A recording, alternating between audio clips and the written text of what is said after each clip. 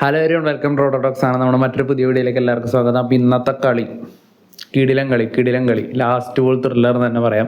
കാരണം നമ്മളിപ്പോൾ യൂഷ്വലി കാണുന്ന ചേസിങ്ങുകൾ എന്നൊക്കെ പറഞ്ഞു കഴിഞ്ഞാൽ പെട്ടെന്ന് തന്നെ കളി ഇപ്പോൾ ഒരു 200 റൺസൊക്കെ ചേസ് ചെയ്യാന്ന് പറഞ്ഞാൽ അത് 15 ഓവറിൽ ചേസ് ചെയ്യുന്നു. അങ്ങനത്തെ ചേസിങ്ങുകളാണ് കൂടുതൽ കാണുന്നത്. ഇപ്പം നമ്മൾ IPL തുടങ്ങിയപ്പോൾ തന്നെ കണ്ടത് 10, 220, 210 സിമ്പിളായിട്ട് ടീമുകൾ ചേസ് ചെയ്യുന്നതാണ്. അത് മുംബൈ RCB പോലത്തെ ടീമുകളൊക്കെ 15 ഓവറിലും 18 ഓവറിലൊക്കെ വളരെ ഈസി ആയിട്ട് ചേസ് ചെയ്യുന്നതാണ് കണ്ടത്. അപ്പം തന്നെ ആളുകൾക്ക് എൻ്റെ ഒരു ത്രില്ല് നഷ്ടപ്പെട്ടിരുന്നു IPL-ൻ്റെ.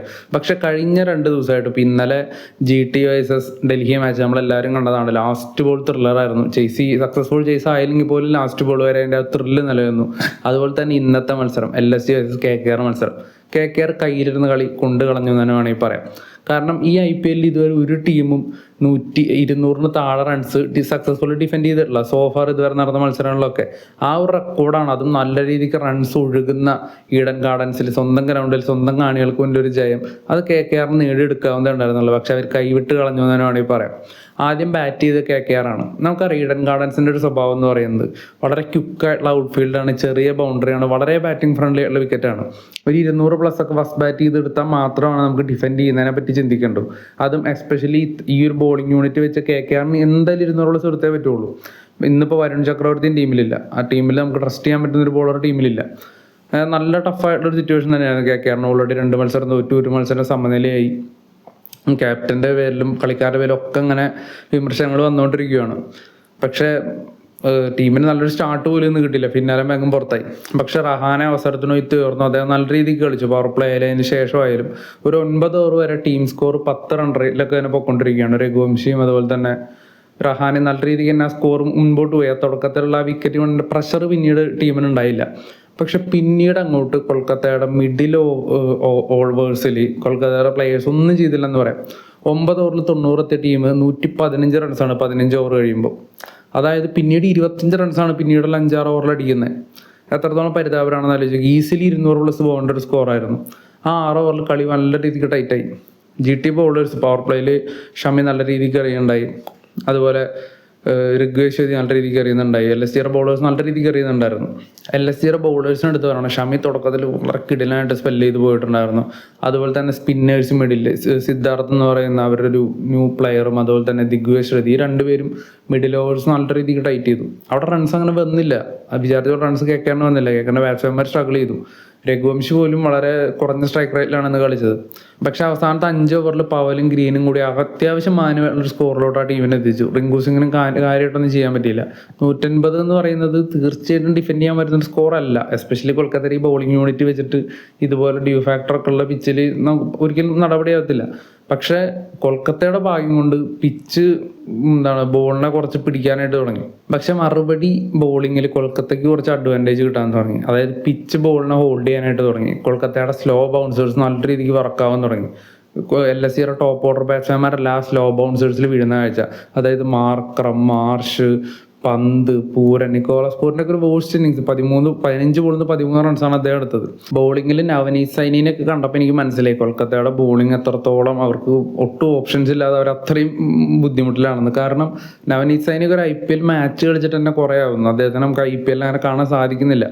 ഈ 150 റൺസ് ഡിഫെൻഡ് ചെയ്യാൻ ഇറങ്ങുന്ന കൊൽക്കത്തയുടെ ബോളിംഗ് യൂണിറ്റ് എന്ന് പറയുന്നത് നവനീത് സൈനി, വൈഭവ് അറോറ, അൻകുൽ റോയ്, കാർത്തിക് ത്യാഗി, സുനിൽ നരേനൊക്കെ അടങ്ങിയതാണ്. പിന്നെ ഗ്രീന് 2 ഓവർ എറിയുണ്ടായി. അപ്പോൾ ഈ ഒരു ബോളിംഗ് യൂണിറ്റ് വെച്ചിട്ട് ഈ 150 റൺസ് നമുക്ക് പെട്ടെന്ന് കാണുമ്പോൾ തീർച്ചയായും ഡിഫെൻഡ് ചെയ്യാൻ പറ്റുന്നില്ല എന്ന് തന്നെ തോന്നുക. കാരണം സൈനിയൊക്കെ ഒരു IPL മാച്ച് കളിച്ചിട്ട് തന്നെ കുറേ ആയി. അപ്പോൾ ആകാശ്ദീപിന് പകരം അദ്ദേഹം ടീമിലോട്ട് വന്നതാണ്. ആകാശ്ദീപിന് പരിക്കായതുകൊണ്ട് അത്രത്തോളം ബൗളേഴ്സിൻ്റെ പഞ്ഞമുണ്ട് കൊൽക്കത്തയിൽ. അപ്പോൾ തീർച്ചയായിട്ടും ഈ ബോളേഴ്സിനെ വെച്ചിട്ട് ഇവരെ ഭയങ്കര മോശം ബോളേഴ്സ് ഒന്നുമല്ല. വേണമെങ്കിൽ അവരുടേതായ ദിവസത്തിൽ എല്ലാവർക്കും ഫോം ആകും. പക്ഷേ ഇന്നത്തെ IPL ഇവരെ കൊണ്ട് അത് സാധിക്കില്ല. പക്ഷെ കളി തുടങ്ങിയപ്പോൾ കളി കൊൽക്കത്തയുടെ ഭാഗത്തായി. സ്ലോ ബൗൺസേഴ്സ്, അതായത് പിച്ച് ബോളിനെ ഹോൾഡ് ചെയ്യാനായിട്ട് തുടങ്ങി. സ്ലോ ബൗൺസേഴ്സ് നല്ല രീതിക്ക് വർക്കാവാൻ തുടങ്ങി. LSG ടോപ്പ് ഓർഡർ ബാറ്റ്സ്മാൻമാർ മാർക്രം, മാർഷ്, അതുപോലെ തന്നെ ഋഷഭ് പന്ത്, നിക്കോളാസ് പൂരനൊക്കെ നല്ല സ്ട്രഗിളിംഗ് ആയിരുന്നു. 15 ബോളിൽ നിന്ന് 13 റൺസ് എടുത്തിട്ടാണ് അദ്ദേഹം ഔട്ടായത്. സ്ലോ ബൗൺസേഴ്സിൽ LSG ടോപ്പ് ഓർഡർ വീണു. സമതൊക്കെ വന്നതും പോകാനുണ്ടായത്. സമതൊക്കെ ഒരു നല്ലൊരു ഇന്നിങ്സ് കളിച്ചിട്ട് തന്നെ എത്ര നാളായെന്ന് അറിയില്ല. ഇപ്പോഴും എങ്ങനെയാണ് പുള്ളി ടീമിൽ LSGയുടെ ഒരു ഫിനിഷർ റോൾ കളിക്കുന്ന പ്ലെയറാണ്.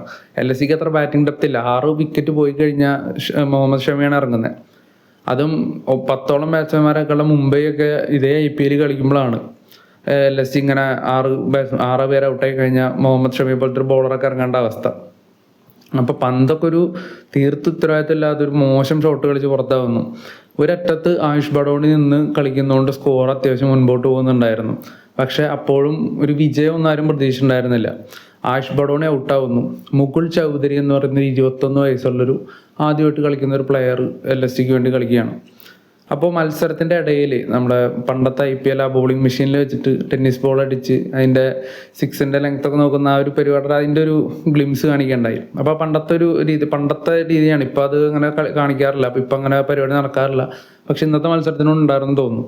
അപ്പോൾ എന്തായാലും മുകുൾ ചൗധരിയാണ് അതിൽ ഏറ്റവും ദൂരം കൂടിയ 6 അടിച്ചത്. അപ്പോൾ അദ്ദേഹം ബാറ്റ് ചെയ്യാൻ ഇറങ്ങിയപ്പോൾ ആ ഒരു ക്ലിപ്പ് കാണിക്കുന്നുണ്ടായിരുന്നു.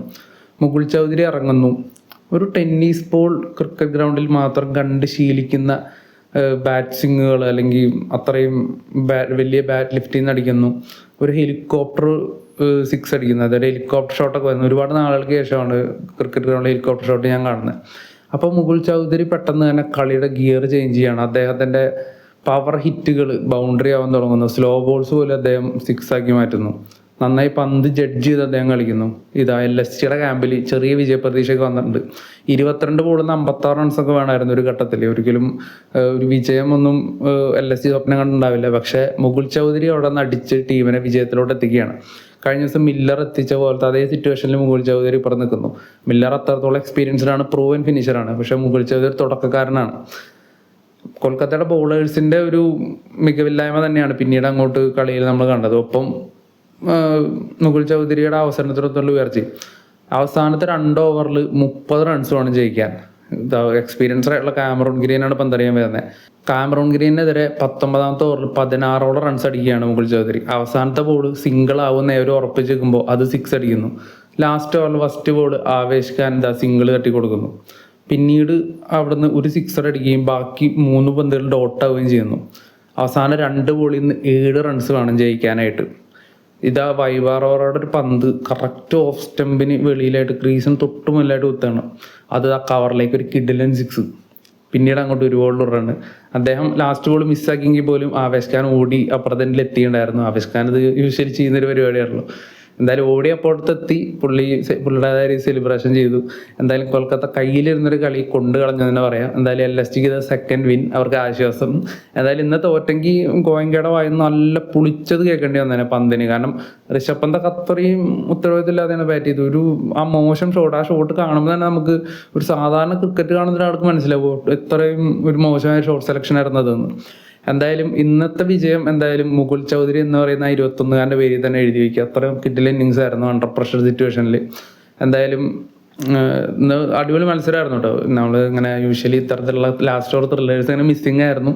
ഇപ്പോൾ 1-2 വരുന്നു. അപ്പോൾ എന്തായാലും ഇനിയിപ്പോൾ നമ്മൾ മറ്റൊരു വീഡിയോ ആയിട്ട് വരുന്നതായിരിക്കും. നാളെ അടുത്ത കളിയുണ്ട്. അപ്പോൾ ഇനിയുള്ള മത്സരങ്ങളുടെ വീഡിയോസ് നമ്മൾ വരുന്നതായിരിക്കും. അപ്പോൾ വീഡിയോ ഇഷ്ടപ്പെടുകയാണെങ്കിൽ നിങ്ങൾ ലൈക്ക് ചെയ്യുക. നിങ്ങളുടെ അഭിപ്രായങ്ങൾ നിങ്ങൾ കമൻറ്റ് ഇടുക. അതുപോലെ തന്നെ നമ്മുടെ ചാനൽ സബ്സ്ക്രൈബ് ചെയ്യുക. നമുക്ക് സപ്പോർട്ട് ചെയ്യുക. അപ്പോൾ എന്തായാലും നമ്മൾ അടുത്ത വീഡിയോ ആയിട്ട് വരുന്നതായിരിക്കും. Thank you.